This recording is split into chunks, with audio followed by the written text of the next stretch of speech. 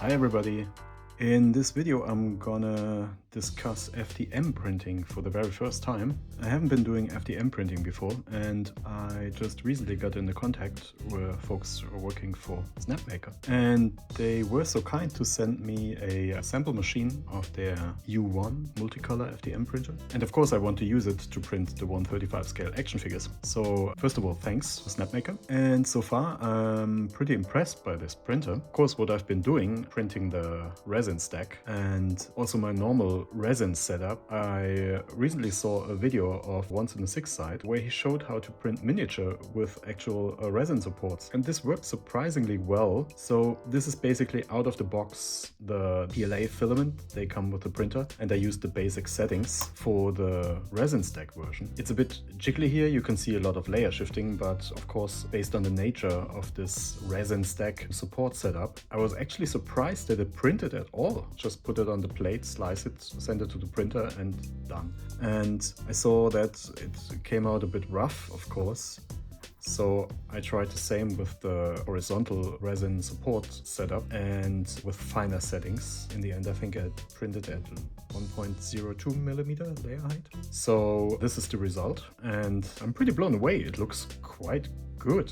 I mean, there are some issues. I think with the standard 0.4 millimeter nozzle seems not to be able to catch those extra thin walls I have on the articulated hand sockets. But other than that, it looks amazing. Let me just quickly free these models from the supports, and then we try to put them together and see what we get. All right, here we are. This is the result. The parts came off quite easily actually from the supports. The cleanup was a bit more work than with resin, and you can also see the joints are a little bit loose. Assembly went quite well, nothing broke.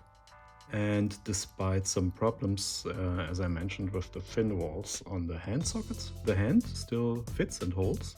And I think the loose articulation is from the fact that usually with resin printing, for these figures I recommend a 3-second layer exposure. That means by default you get much thicker parts and a tighter fit. Of course you don't have such a thing like layer exposure, and the material doesn't expand with FDM printing, so I would need to adjust the tolerances for the joints to work a bit better, but everything else works quite nicely. Helmet works, visor works, all the small joints and hinges work.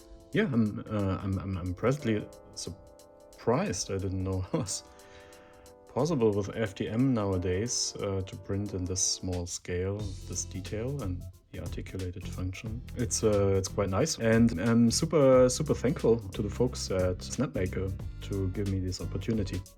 So the next thing I want to do is, I already ordered some 0.2 millimeter nozzles. I want to see if I can get rid of the problems with the small wall thicknesses.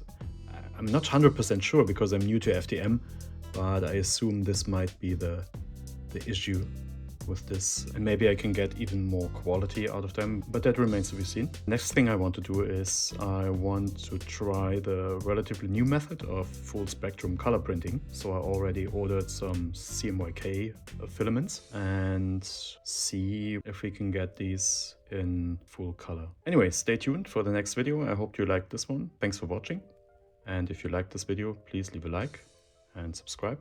As always, thank you very much. Bye bye.